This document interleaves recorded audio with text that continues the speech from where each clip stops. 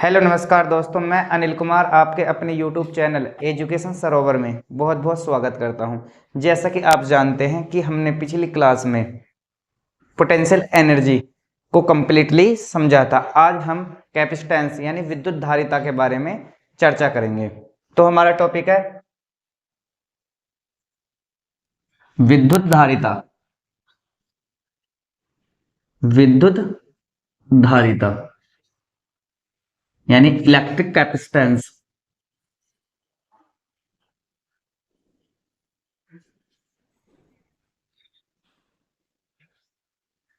Tense विद्युत धारिता। अगर हम डेफिनेशन की बात करें, किसी भी कंडक्टर या किसी भी चालक में आवेश ग्रहण करने की क्षमता विद्युत धारिता कहलाती है। और इस फिनोमेना को तो अगर मैं बात करूं डेफिनेशन डेफिनेशन क्या होगी इसकी, किसी भी चालक की आवेश ग्रहण करने की क्षमता विद्युत धारिता कहलाती है। यानी कि अगर मैं बात करूं the capacity city of charge stored is called capacitance. Capacitance यानी कि अगर हिंदी में बात करें तो किसी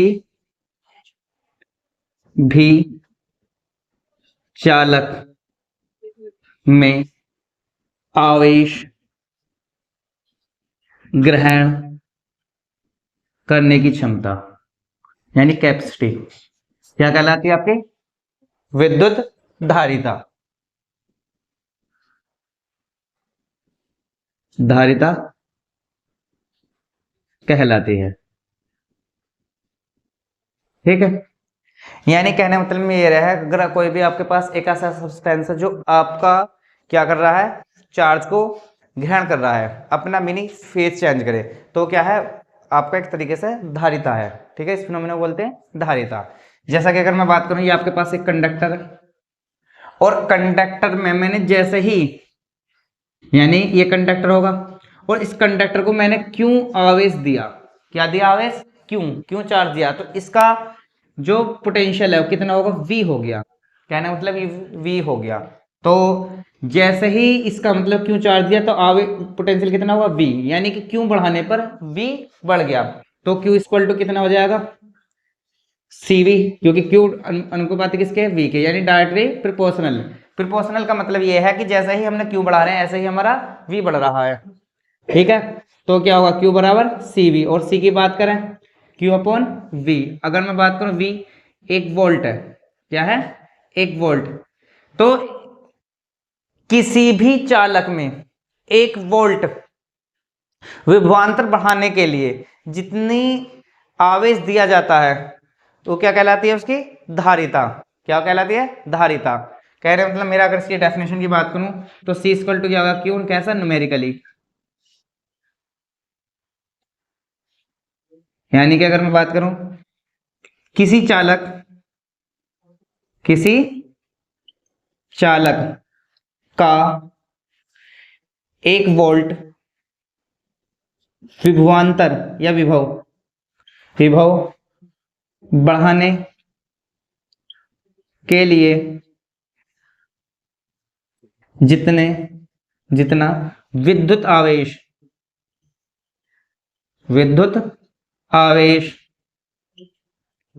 की आवश्यकता होती है।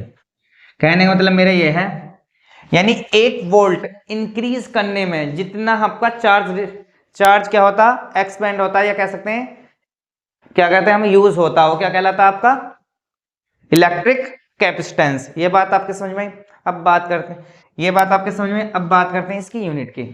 इसकी यूनिट क्या होगी, ठीक है, कैपेसिटेंस की यूनिट, ये आपके समझ में आ गया।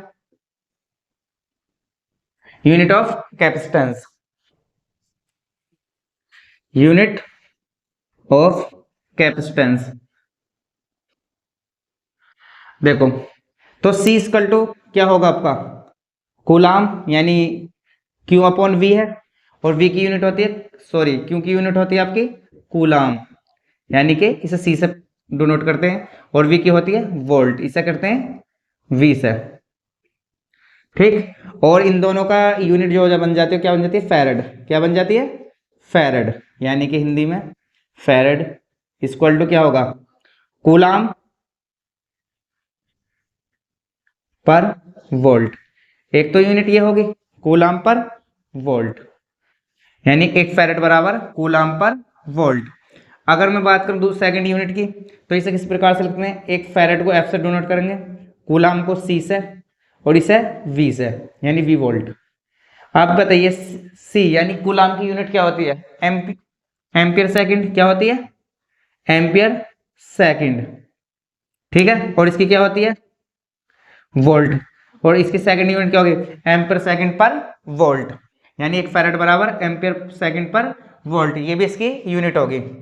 अगर मैं बात करूं एक फैरेड इक्वल टू क्या होगा, कूलाम यानी कि सी, वोल्ट, वोल्ट को क्या लिख सकते हैं, जूल प्रति कूलाम, जूल प्रति कूलाम, यानी कूलाम को सी से और जूल को जे से।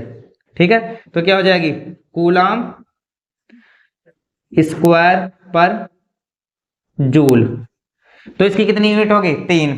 कौन कौन सी, एक तो फैरेड, एक कूलाम पर वोल्ट, एक एम्पियर सेकंड पर वोल्ट, एक कूलाम स्क्वायर पर जूल। तो कहने का मतलब इसकी क्या हो गई, तीन यूनिट्स, यानी इसे मापने के हमारे पास कितने यूनिट्स होगी, 3 यूनिट्स होगी। अब बात कर लेंगे इसकी डायमेंशन की, तो इसे आप नोट कर सकते हैं। अब बात करेंगे इसकी डायमेंशन, डायमेंशन ऑफ कैपेसिटेंस। तो डायमेंशन भी किससे निकलती है, इसकी यूनिट से। तो dimension of C, dimension of C यानी कैपेसिटेंस। ठीक है, तो आप जानते हैं इसकी यूनिट क्या थी, कूलाम स्क्वायर, यानी कूलाम स्क्वायर पर जूल। ठीक है, तो हम जानते हैं कूलाम की क्या होती है डायमेंशन 80, इसका स्क्वायर अपॉन जूल की क्या होती है, यानी वर्क की ml स्क्वायर t माइनस 2, तो क्या होगा m माइनस 1 l माइनस 2 और t minus 3 a minus sorry t minus 4, क्योंकि स्क्वायर और माइनस माइनस कैसे हो जाएगा पॉजिटिव, तो ये भी माइनस और ये प्लस, तो माइनस के ऊपर जाएगा तो प्लस का हो जाएगा, तो क्या होगा प्लस 4। ठीक, और ये हो जाएगा प्लस के 2। ये किसकी यूनिट होगी, यानी सॉरी ये किसकी डायमेंशन होगी, कैपेसिटेंस की। ये बात आपके समझ में आई, ये डायमेंशन ऑफ कैपेसिटेंस, इसे आप नोट कर सकते हैं। अब बात करते हैं इसकी नेक्स्ट टर्म की।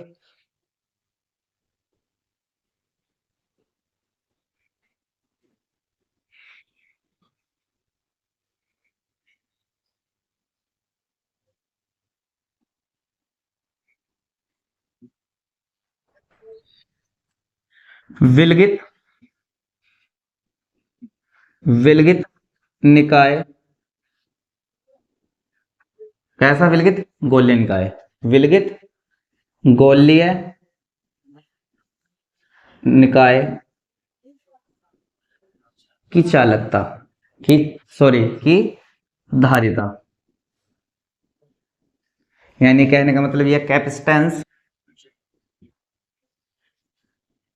Capacitance of isolated isolated isolated spherical system, कल सिस्टम। ठीक है, यानी किसी गोलीय निकाय की हमें क्या निकालनी है, धारिता निकालनी है। वो कैसा निकाय है आपका, विलगित यानी आइसोलेटेड, जिस पर कोई चार्ज नहीं है। तो हम कहते हैं एक आपका गोलीय ने ये आपका सिस्टम होगा, कैसा, विलगित निकाय। हमने जैसे ही से प्लस क्यू चार्ज दिया, तो प्लस क्यू चार्ज देने की वजह से तो ये पूरी तरीके से क्या होगा, इस पर वितरित होगा, किसकी वजह से, सिमेट्रिकली। तो जैसे ही प्लस क्यू चार्ज दिया तो इसके सरफेस पर क्या होगा आपका, प्लस के क्यों चार्ज होगा, और इसके प्रत्येक पॉइंट पर आवेश का मान क्या होगा, क्या होगा आवेश का मान समान होगा। क्यों, क्योंकि हमारा आवेश जो है क्यों है, क्योंकि यह यूनिफॉर्मली डिस्ट्रीब्यूटेड हो गया, ठीक है। और इसका सेंटर क्या होगा आपका ओ, और इसकी रेडियस क्या होगी आर। एक बात बताइए, जब इसका हर जगह आवेश यानी चार्ज समान है तो इसका विभव भी समान होगा, यानी कि पोटेंशियल भी आपका हर पॉइंट पर समान होगा। ये बात आपके समझ में आई। तो अगर मैं बात करूं potential due to charge Q, यानी कि क्यों आवेश के कारण विद्युत विभव विद्युत विभव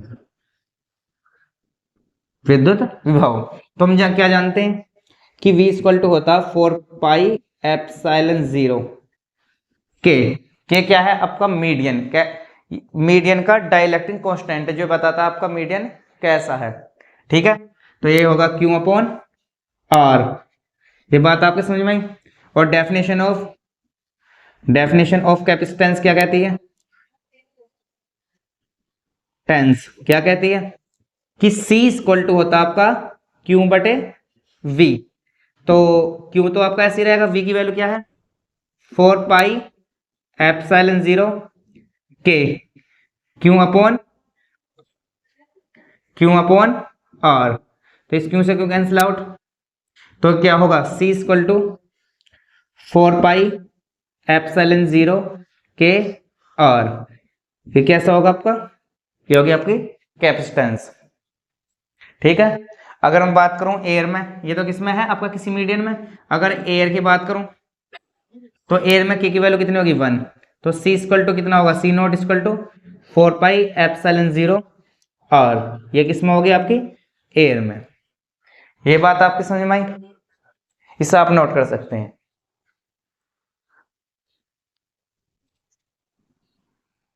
ठीक है। रफ कर देता हूं आपको। अब बात करते हैं डाइलेक्ट्रिक कांस्टेंट की डेफिनेशन की।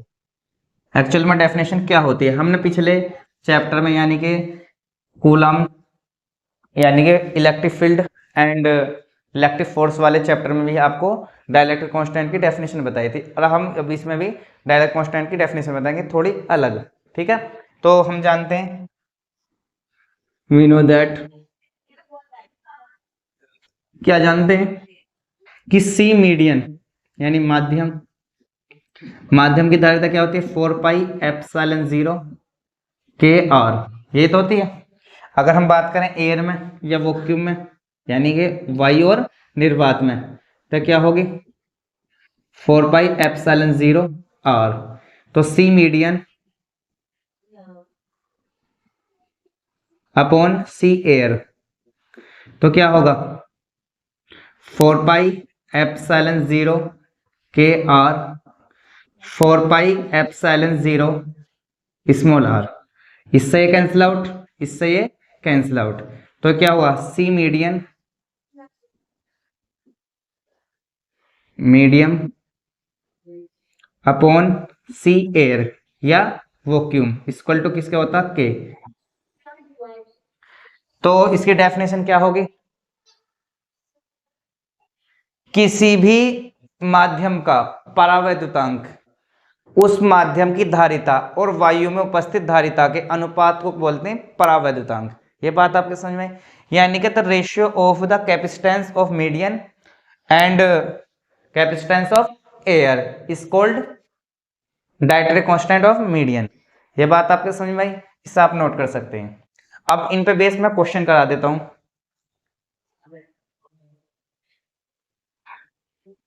आप बताइए कि हमारे जो अर्थ है, अर्थ की कैपेसिटेंस कितनी होगी, यानी पृथ्वी की धारिता कितनी होगी।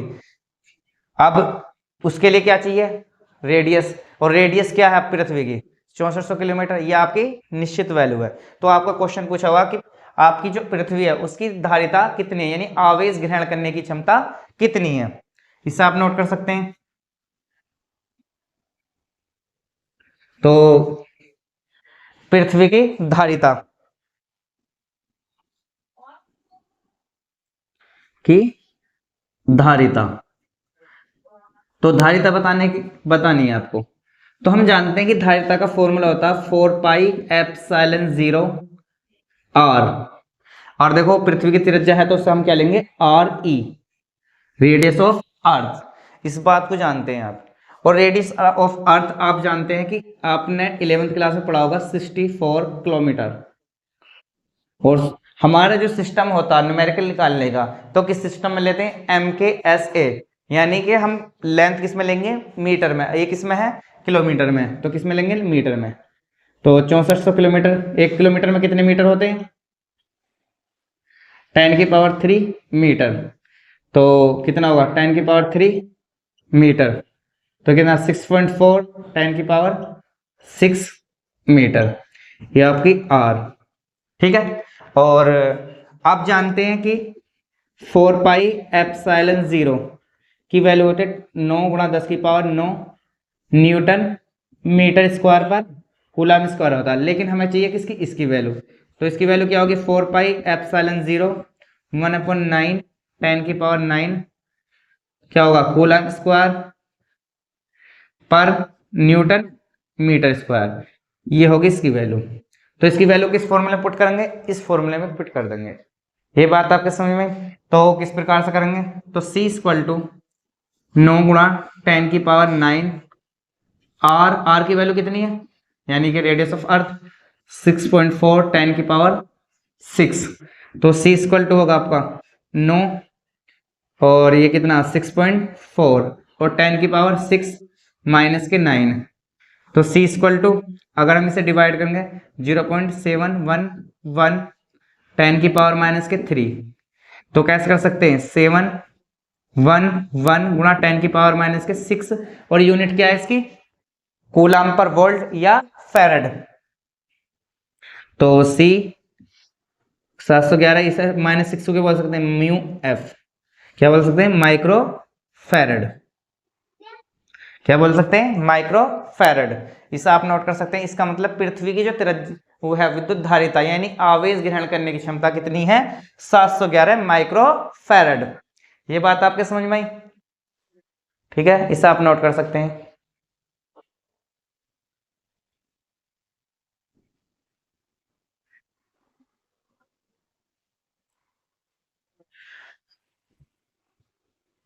अब कुछ इसकी यूनिट्स हैं जो आपके न्यूमेरिकल में यूज होती हैं, उन्हें लिखवा देता हूं मैं आपको।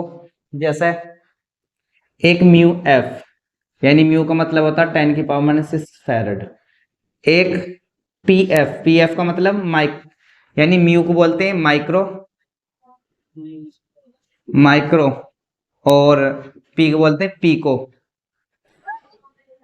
क्या बोलते हैं, पीको, यानी इसका मतलब होता है 10⁻⁻12 फैरड। या कभी कभार पीको इसलिए भी ऐसा आता है माइक्रो माइक्रो एफ, तो इतने का 10⁻⁶ मल्टीप्लाई बाई -6 एफ, यानी कि 10⁻⁻12 फैरड, या एफ से डिनोट कर लेते हैं।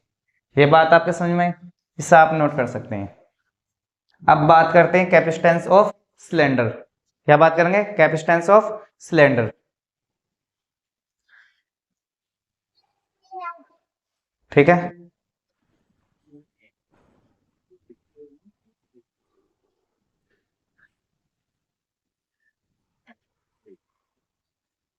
अब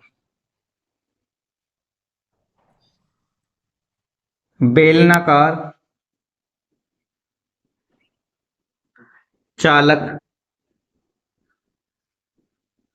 की धारिता,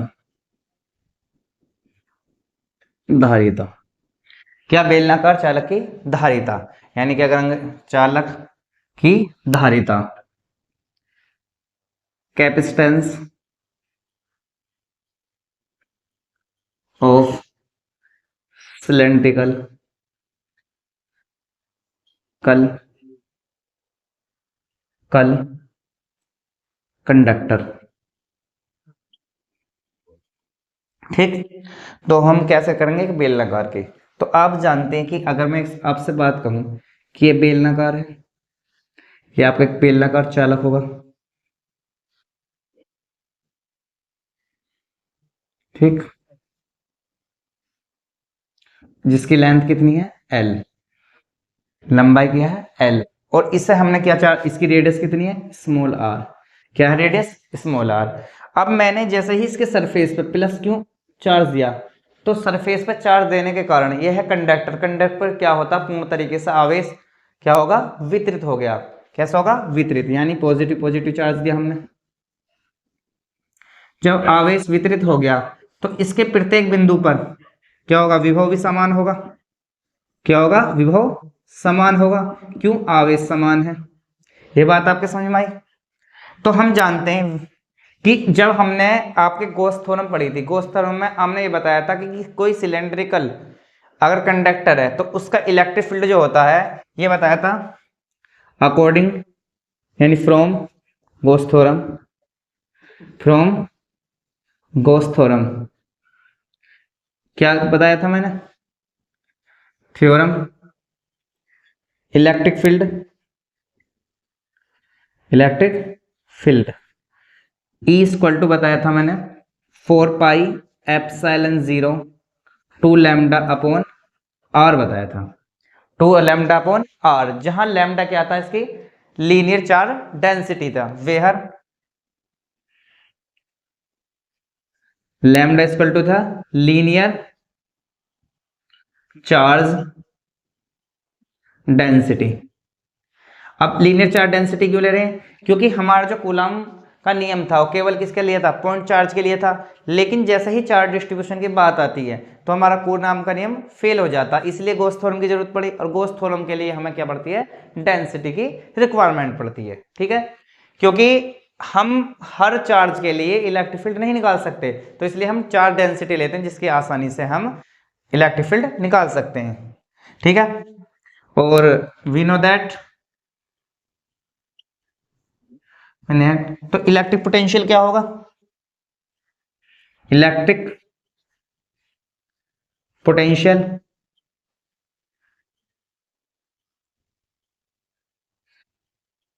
V इक्वल टू नेगेटिव क्या होता E डी आर होगा ना, नेगेटिव E डी आर क्या होता, हम पढ़ चुके हैं कि पोटेंशियल ग्रेडियंट क्या होता था का फॉर्मूला था V equal to negative E into D R, ठीक है। तो और लिमिट कहां से कहां तक थी, R से इंफिनिटी तक, R से इंफिनिटी तक तो क्या हो जाएगा पॉजिटिव, तो हम E की वैल्यू रख सकते हैं इसमें,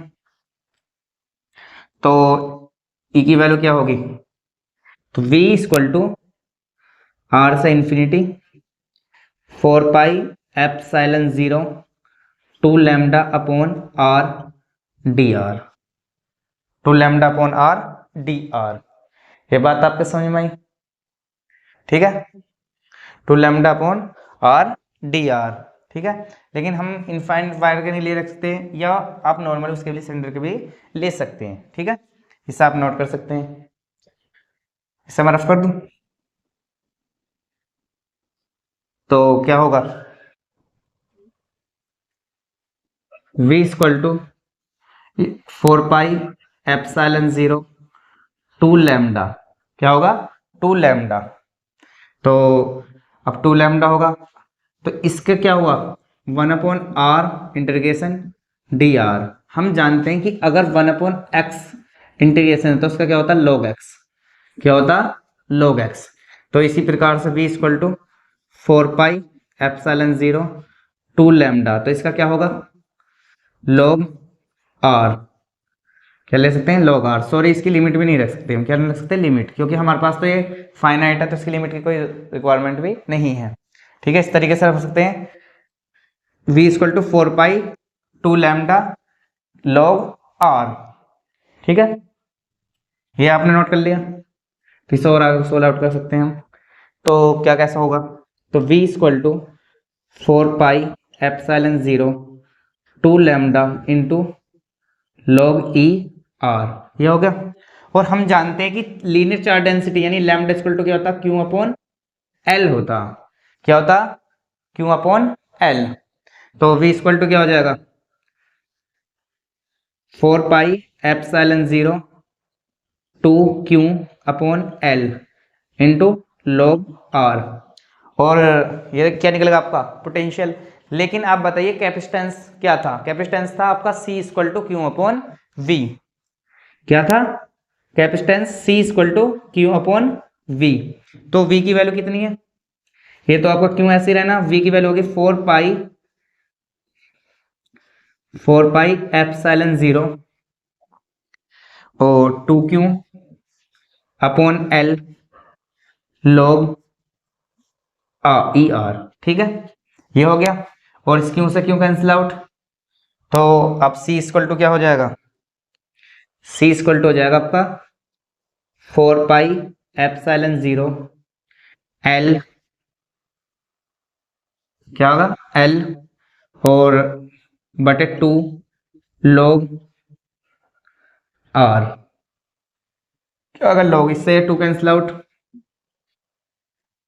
तो हमारा जो मेनली फॉर्मूला आया किसका, कैपेसिटेंस का, क्या आया? ये वाला फॉर्मूला। क्या आया? ये फॉर्मूला। इसे अगर हम सही तरीके से लिखें तो किस तरीके से लिख सकते हैं?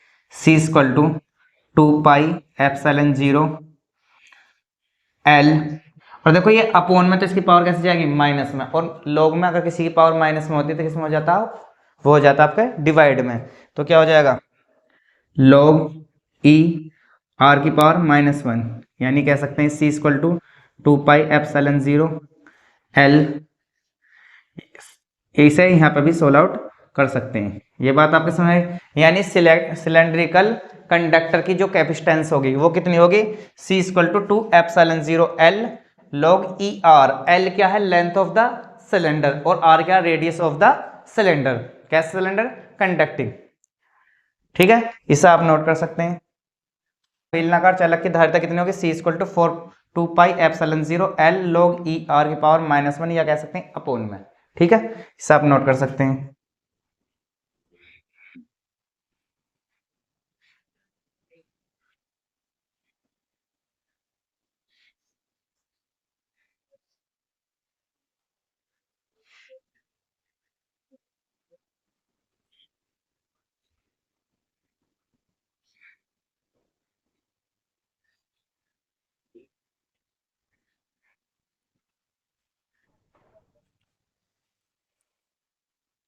समांतर समांतर प्लेटों के बीच बीच सॉरी, समांतर प्लेटों की धारिता, यानी दो समांतर प्लेटों के बीच की धारिता कैसे कहेंगे? धारिता, यानी capacitance tense of two parallel plate, two parallel plate. ठीक है, हमने दो पैरेलल प्लेट ली, ये इस प्लेट को मानते हैं x, इस पैरेलल प्लेट को मानेंगे y। क्या मान सकते हैं? x, और इसे मान लिया हमने y। जैसे ही हमने प्लस चार्ज दिया, ठीक है, और इंडक्शन की वजह से इसे हमने कनेक्ट कर दिया किसी अर्थ से। किससे कर दिया? अर्थ से, यानी अर्थ यानी कि पृथ्वी कह सकते हैं हमसे। ठीक, जैसे ही प्लस चार्ज दिया तो इंडक्शन की वजह से कैसा आगा? माइनस का। कैसा आगा? माइनस का। और जब ये माइनस का आ गया तो इसका जो प्लस के सरफेस चार्ज डेंसिटी क्या हुई? प्लस के सिग्मा, और इसकी कैसे होगी? माइनस के सिग्मा। ये बात आप जानते हैं। तो हमारा जो इनका मैंने आपको बताया था कि दो पैरेलल प्लेटों के बीच जो इलेक्ट्रिक फील्ड होता तो क्या होगा, यानी दो पैरेलल प्लेट के कारण इलेक्ट्रिक फील्ड मैंने ये बताया था E equal to sigma upon epsilon naught होता। We know that sigma equal to क्या होता? क्यू अपॉन ए, यानी क्या है? Surface charge density, surface charge density, density. ठीक है, लेकिन इसके अंदर हमने क्या रखा? कोई इनके बीच की डिस्टेंस कितनी है? d, दोनों प्लेटों के बीच। तो हमारा कोई मीडियन है तो k होगा। तो E इक्वल टू कितना होगा? Q अपॉन के एप्सिलॉन 0 a। ये बात आपको समझ में आई? और हम जानते हैं पोटेंशियल क्या होता, potential V equal to E into D. E क्या है, इलेक्ट्रिक फील्ड, और डी क्या है, distance between two parallel plates, यानी दोनों प्लेटों के बीच की दूरी। ठीक है, तो ई इक्वल टू क्या होगा, क्यू अपॉन 4 पाई, सॉरी क्यू अपॉन के एप्सिलॉन 0 ए इंटू डी, ये हो गया V। और हमें क्या चाहिए, कैपेसिटेंस, और कैपेसिटेंस क्या होता, C equal to Q upon V। तो Q तो आपका ऐसे ही रहना, V की वैल्यू क्या, Q अपॉन के एप्सिलॉन 0 A इंटू डी। तो Q से Q कैंसिल आउट, तो ये आपके क्या बनेगा, के एप्सिलॉन 0 A अपॉन डी। तो कहने का मतलब मेरा ये है कि दो प्लेटों की जो तुल्य धारिता, यानी धारिता जो निकली है, क्या निकलेगी, C इक्वल टू के एप्सिलॉन 0 A अपॉन डी। इसे आप नोट कर लीजिए। तो आज हमने कैपेसिटेंस के बारे में पढ़ा, और गोले चालक की कैपेसिटेंस कितनी होती है, सिलेंड्रिकल के बारे में पढ़ा, और दो पैरेलल प्लेट की धारिता के बारे में आज जाना। तो ये वीडियो आपको कैसी लगी, हमारे चैनल एजुकेशन सरोवर को सब्सक्राइब कीजिए, लाइक कीजिए और शेयर कीजिए। Thank you.